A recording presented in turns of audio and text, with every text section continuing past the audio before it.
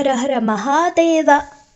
ಇಂದಿನ ಸಂಚಿಕೆಯಲ್ಲಿ ನಾನಾ ವಿಧದ ರುದ್ರಾಕ್ಷಿಗಳ ಜೊತೆಗೆ ಅವುಗಳ ಅಧಿದೇವತೆ ಹಾಗೂ ಬೀಜಾಕ್ಷರಗಳನ್ನು ನೋಡೋಣ. ಮೊದಲನೆಯದಾಗಿ ಏಕಮುಖ ರುದ್ರಾಕ್ಷಿ. ಏಕವಕ್ತ್ರಂಥೂ ರುದ್ರಾಕ್ಷಂ ಪರತತ್ವ ಸ್ವರೂಪಕಂ ತದ್ಧರಣಾತ್ ಪರೆ ತತ್ವೈಲಿಯತೆ ವಿಜಿತೇಂದ್ರಿಯ. ಒಂದು ಮುಖರುದ್ರಾಕ್ಷಿಯು ಸಾಕ್ಷಾತ್ ಶಿವನ ಆತ್ಮಸ್ವರೂಪ. ಏಕಮುಖ ರುದ್ರಾಕ್ಷಿ ಧಾರಣೆಯಿಂದ ಸರ್ವಾರ್ಥ ಸಿದ್ಧಿಯೂ ಮತ್ತು ಭಕ್ತಿ ಮುಕ್ತಿಯೂ ಪ್ರಾಪ್ತಿಯಾಗುತ್ತದೆ. ಈ ರುದ್ರಾಕ್ಷಿಯ ದರ್ಶನ ಮಾತ್ರದಿಂದ ಬ್ರಹ್ಮಹತ್ಯಾದಿ ಪಾಪಗಳು ನಾಶವಾಗುತ್ತವೆ. ಈ ರುದ್ರಾಕ್ಷಿ ಪರತತ್ವ ಪ್ರಕಾಶದ ಸ್ವರೂಪ. ಈ ರುದ್ರಾಕ್ಷಿ ದೊರೆಯುವುದೇ ದುರ್ಲಭವು. ಏಕಮುಖ ರುದ್ರಾಕ್ಷಿಯು ಸ್ವಯಂ ಸಿದ್ಧ ಸ್ವರೂಪವುಳ್ಳದ್ದು. ಇದು ಕಾಮಧೇನು ಕಲ್ಪವೃಕ್ಷವಿದ್ದ ಹಾಗೆ. ಇದು ದೊರೆತವನು ಭಾಗ್ಯಶಾಲಿ ಎಂದು ತಿಳಿಯಬೇಕು. ಏಕಮುಖ ರುದ್ರಾಕ್ಷಿಯ ಅಧಿದೇವತೆ ಸಾಕ್ಷಾತ್ ರುದ್ರನೇ. ಬೀಜಾಕ್ಷರಗಳು ಓಂ ಏಂ ಹಂ ಜಾಂ ಐಂ ಓಂ ನಮಃ ಎಂಬ ಮಂತ್ರ ಜಪ ಮಾಡಿ ರುದ್ರಾಕ್ಷಿ ಧಾರಣೆ ಮಾಡಿಕೊಳ್ಳಬೇಕು. ದ್ವಿಮುಖ ರುದ್ರಾಕ್ಷಿ. ದ್ವಿವಕ್ತ್ರಂ ಚೈವ ರುದ್ರಾಕ್ಷಮರ್ಧನಾರೀಶ್ವರಾತ್ಮಕಂ ಧಾರಣಾಧರ್ಧನಾರೀಶಃ ಪ್ರಿಯಂತೆ ತಿಸ್ಸ ನಿತ್ಯಶಃ. ಎರಡು ಮುಖದ ರುದ್ರಾಕ್ಷಿಯು ಉಮಾ ಮಹೇಶ್ವರರ ಸ್ವರೂಪವು. ಇದರ ಧಾರಣೆಯಿಂದ ಅರ್ಧನಾರೀಶ್ವರನು ಪ್ರಿಯನಾಗುತ್ತಾನೆ, ದೀರ್ಘಾಯುಷ್ಯವಂತನಾಗುತ್ತಾನೆ. ಅಂದರೆ ಅಪಮೃತ್ಯು ಹರಣವಾಗುತ್ತದೆ, ಗೋಹತ್ಯಾ ದೋಷ ನಿವಾರಣೆಯಾಗುತ್ತದೆ. ಇದನ್ನು ಧರಿಸಿಕೊಂಡು ಮನೆಯಲ್ಲಿ ನಿತ್ಯ ಪೂಜೆ ನಡೆಸಿದರೆ ಸೌಭಾಗ್ಯ ಸಂಪತ್ತು ಅಭಿವೃದ್ಧಿಯಾಗುತ್ತದೆ. ಈ ರುದ್ರಾಕ್ಷಿ ಧಾರಣದಿಂದ ಸರ್ವರ ಮನೋರಥ ಪೂರ್ಣವಾಗುತ್ತದೆ. ದ್ವಿಮುಖ ರುದ್ರಾಕ್ಷಿಯ ಅಧಿದೇವತೆ ಅರ್ಧನಾರೀಶ್ವರ. ಹಾಗೆ ಅದರ ಬೀಜಾಕ್ಷರಗಳು ಓಂ ಶ್ರೀಂ ಶ್ರೀಂ ಶಾಂ ವ್ರೀಂ ಓಂ ನಮಃ ಎಂದು ಜಪ ಮಾಡಿ ರುದ್ರಾಕ್ಷಿಯನ್ನು ಧರಿಸಿಕೊಳ್ಳಬೇಕು. ತ್ರೈಮುಖ ರುದ್ರಾಕ್ಷಿ. ತ್ರಿವಕ್ತ್ರಮನಲಃ ಸಾಕ್ಷಾತ್ ಸ್ತ್ರೀ ಹತ್ಯಾಂದಹತಿ ಕ್ಷಣಾತ್ ತ್ರಿಮುಖಂ ಚೈವ ರುದ್ರಾಕ್ಷಮಗ್ನಿತ್ರಯಮೋ ಹೃತಂ ತದ್ಧಾರಣೇನ ಹಂತಬುಕ್ ತುಷ್ಯತಿ ಸ್ಫುಟಕ ಕಾಮತಃ. ಮೂರು ಮುಖದ ರುದ್ರಾಕ್ಷಿಯು ಸಾಕ್ಷಾತ್ ಅಗ್ನಿಯ ಸ್ವರೂಪವು. ಇದರ ಧಾರಣೆಯಿಂದ ಸ್ತ್ರೀ ಹತ್ಯಾದಿ ದೋಷವು ನಾಶವಾಗುತ್ತದೆ. ಯಾರು ಈ ರುದ್ರಾಕ್ಷಿ ಧಾರಣೆ ಮಾಡುತ್ತಾರೆಯೋ ಅವರಿಗೆ ಅಗ್ನಿದೇವನ ಕೃಪೆಯು ಪ್ರಾಪ್ತಿಯಾಗುತ್ತದೆ. ಆಧ್ಯಾತ್ಮಿಕ, ಅಧಿದೈವಕ, ಆದಿ ಭೌತಿಕ ತಾಪಗಳಿಂದ ಮುಕ್ತರನ್ನಾಗಿ ಮಾಡುತ್ತದೆ. ತ್ರೈಮುಖ ರುದ್ರಾಕ್ಷಿಯ ಅಧಿದೇವತೆ ಅಗ್ನಿ. ಇದರ ಬೀಜಾಕ್ಷರಗಳು ಓಂ ರಂ ಇಂ ಹ್ರೀಂ ಹಂ ಓಂ ನಮಃ ಎಂದು ಜಪ ಮಾಡಿ ರುದ್ರಾಕ್ಷಿಯನ್ನು ಧರಿಸಿಕೊಳ್ಳಬೇಕು. ಇದು ಅತಿ ಶ್ರೇಷ್ಠವಾಗಿದೆ. ಚತುರ್ಮುಖ ರುದ್ರಾಕ್ಷಿ. ಚತುರ್ಮುಖ ರುದ್ರಾಕ್ಷತ ಬ್ರಹ್ಮರೂಪಮುದಾವೃತಂ. ನಾಲ್ಕು ಮುಖದ ರುದ್ರಾಕ್ಷಿಯು ಸಾಕ್ಷಾತ್ ಬ್ರಹ್ಮಸ್ವರೂಪವು. ಇದನ್ನು ಧಾರಣೆ ಮಾಡಿಕೊಳ್ಳುವುದರಿಂದ ಶ್ರೀ ವೃದ್ಧಿಯಾಗುತ್ತದೆ. ಶರೀರದ ದೈವಿಕ ಬಾಧೆ ನಿವಾರಣೆಯಾಗುತ್ತದೆ.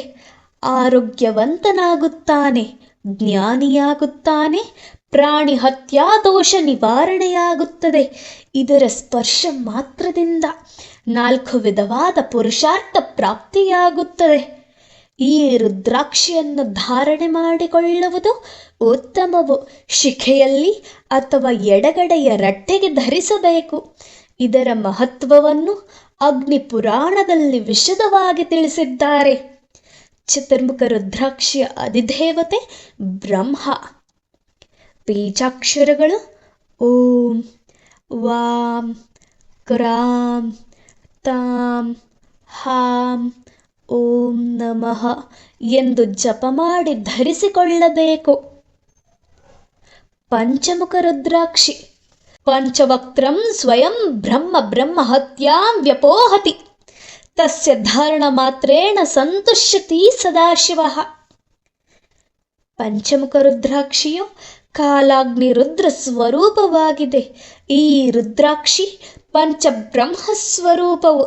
ಈಶಾನ್ಯ, ಅಘೋರ, ತತ್ಪುರುಷ, ವಾಮದೇವ, ಸದ್ಯೋಜಾತ ಈ ರುದ್ರಾಕ್ಷಿ ಧಾರಣೆ ಮಾಡುವುದರಿಂದ ಶಂಕರನು ಸಂತುಷ್ಟನಾಗುತ್ತಾನೆ. ಭಕ್ತಿ ಮುಕ್ತಿ ಪ್ರಾಪ್ತಿಯಾಗುತ್ತದೆ. ಇದನ್ನು ಧಾರಣೆ ಮಾಡುವುದರಿಂದ ದುಃಖ ದೂರವಾಗುತ್ತದೆ. ಪರಸ್ತ್ರೀ ಭೋಗಾದಿ ದೋಷ ನಿವಾರಣೆಯಾಗುತ್ತದೆ. ಪಂಚಮುಖ ರುದ್ರಾಕ್ಷಿಯ ಅಧಿದೇವತೆ ಕಾಲಾಗ್ನಿ ರುದ್ರ.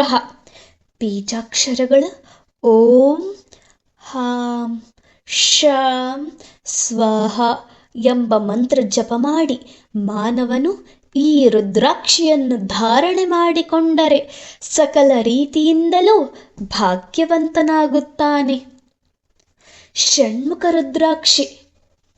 ಷಡ್ವಕ್ತ್ರಂ ತು ರುದ್ರಾಕ್ಷಂ ಕಾರ್ತಿಕೇಯಾದಿದೈವತಂ ವಿನಾಯಕಾದಿದೈವಂ ಚ ದತ್ತೇ ವಿಘ್ನಂ ಶ್ರೀಯಂ ಪರಾಂ. 6 ಮುಖದ ರುದ್ರಾಕ್ಷಿಯು ಸ್ಕಂದ ಸ್ವರೂಪವು. ಈ ರುದ್ರಾಕ್ಷಿ ಧಾರಣೆಯಿಂದ ಬ್ರಹ್ಮಹತ್ಯಾದಿ ದೋಷ ನಿವಾರಣೆಯಾಗುತ್ತದೆ. ವಿದ್ಯಾಪ್ರಾಪ್ತಿ, ಸುಖ, ಸಂಪತ್ತು ಪ್ರಾಪ್ತಿಯಾಗುತ್ತದೆ. ಇದರ ಅಧಿದೇವತೆ ಕಾರ್ತಿಕೇಯನು. ಆದರೆ ಕೆಲವು ವಿದ್ವಾಂಸರ ಅಭಿಪ್ರಾಯ ಗಣೇಶನು ಪ್ರಧಾನ ದೇವತೆಯಂತೆಯೇ ಪುರುಷನು ಈ ರುದ್ರಾಕ್ಷಿಯನ್ನು ಎಡಭಾಗದ ತೋಳಿಗೆ ಕಟ್ಟಿಕೊಳ್ಳಬೇಕು. ಈ ರೀತಿಯ ಧಾರಣೆಯಿಂದ ಗರ್ಭಹತ್ಯಾದಿ ದೋಷ ನಿವಾರಣೆಯಾಗುತ್ತದೆ. ಅಧಿದೇವತೆ ಕಾರ್ತಿಕೇಯ. ಬೀಜಾಕ್ಷರ ಓಂ ಹೀಂ ಶ್ರೀಂ ಕ್ಷೀಂ ಸೌಂ ಐಂ ನಮಃ ಎಂದು ಜಪ ಮಾಡಿ ರುದ್ರಾಕ್ಷಿಯನ್ನು ಧಾರಣೆ ಮಾಡಿಕೊಳ್ಳುವುದು ತುಂಬಾ ಶ್ರೇಯಸ್ಕರವಾಗಿದೆ. ಸಪ್ತಮುಖ ರುದ್ರಾಕ್ಷಿ. ಸಪ್ತವಕ್ತ್ರಂ ತು ರುದ್ರಾಕ್ಷಂ ಸಪ್ತಮಾತ್ರದಿದೈವತಂ ತದ್ಧಾರಣೇನ ಸುಪ್ರತಾಚಯಂ ದದತಿ ಮಾತರಃ. 7 ಮುಖದ ರುದ್ರಾಕ್ಷಿಯು ಸಾಕ್ಷಾತ್ ಅನಂತ ಸ್ವರೂಪವು. ಇದರ ಧಾರಣದಿಂದ ಧನವೃದ್ಧಿಯಾಗುತ್ತದೆ. ದೃಢಕಾಯನಾಗಿ ಸರ್ವರಿಂದ ಗೌರವಿಸಲ್ಪಡುತ್ತಾನೆ.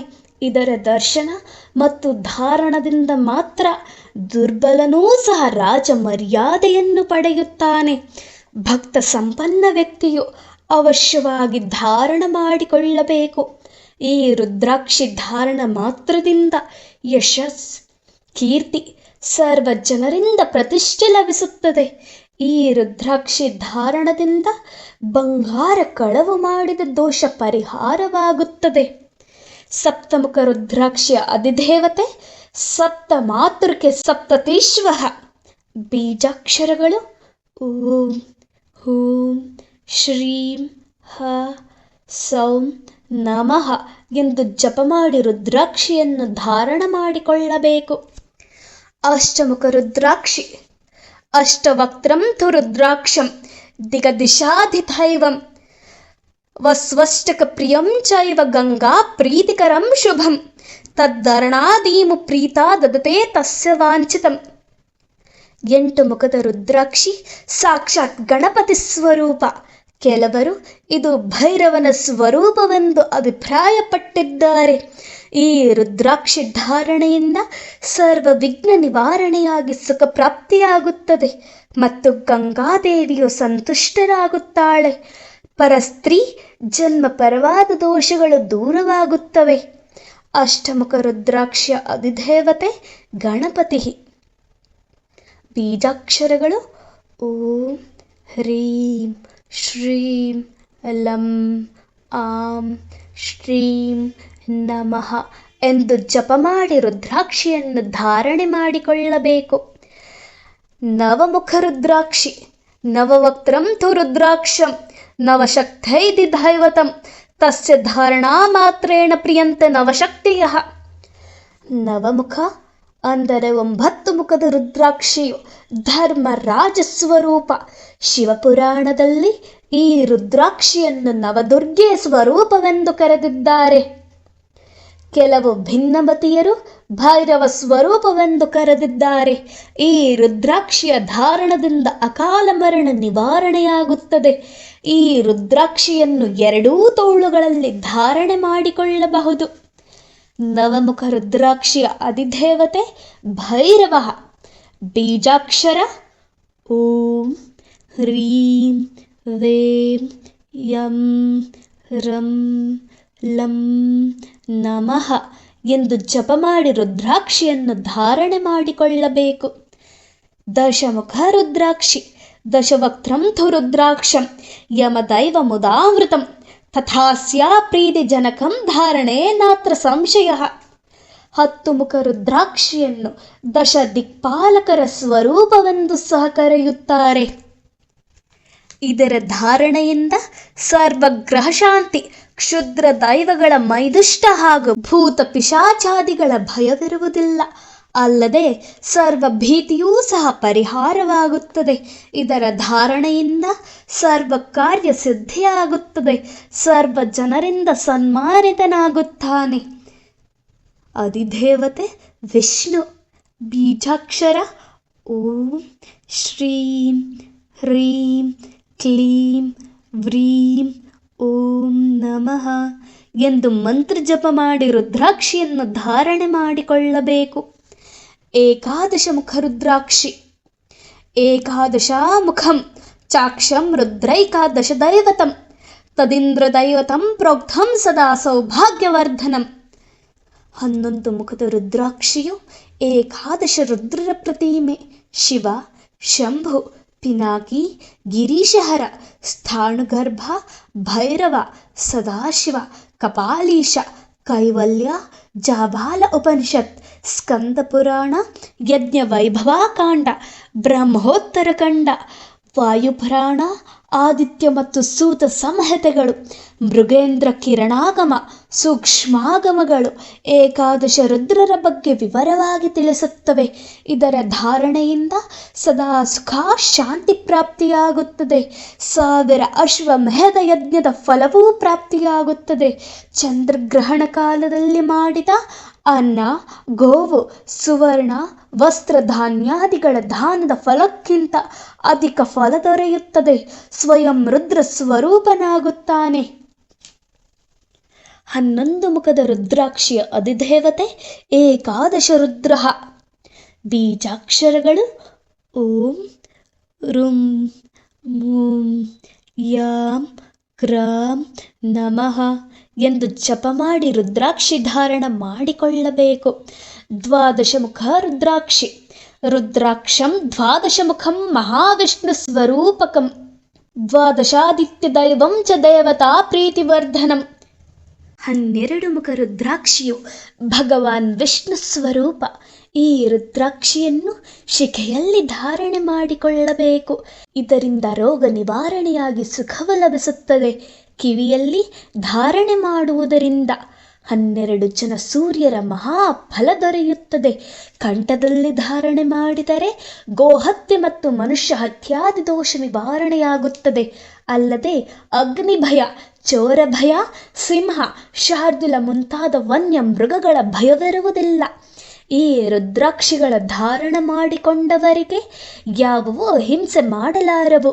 ವ್ಯಾಪಾರಾದಿಗಳನ್ನು ಮಾಡುವಾತನೂ ಧರಿಸಿಕೊಂಡರೂ ಯಾವಾಗಲೂ ಅವನ ವ್ಯವಹಾರ ಸರಳವಾಗಿ ಸಂಪತ್ತನ್ನು ಅಭಿವೃದ್ಧಿಯಾಗಿ ಪಡೆಯುವನು.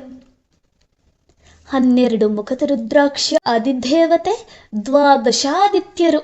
ಬೀಜಾಕ್ಷರಗಳು ಓಂ ಹ್ರೀಂ ಕ್ಷಾಂ ಗೃಣಿಹ ಶ್ರೀಂ ನಮಃ ಎಂದು ಮಂತ್ರ ಜಪ ಮಾಡಿ ಈ ರುದ್ರಾಕ್ಷಿಯನ್ನು ಧಾರಣೆ ಮಾಡಿಕೊಳ್ಳಬೇಕು.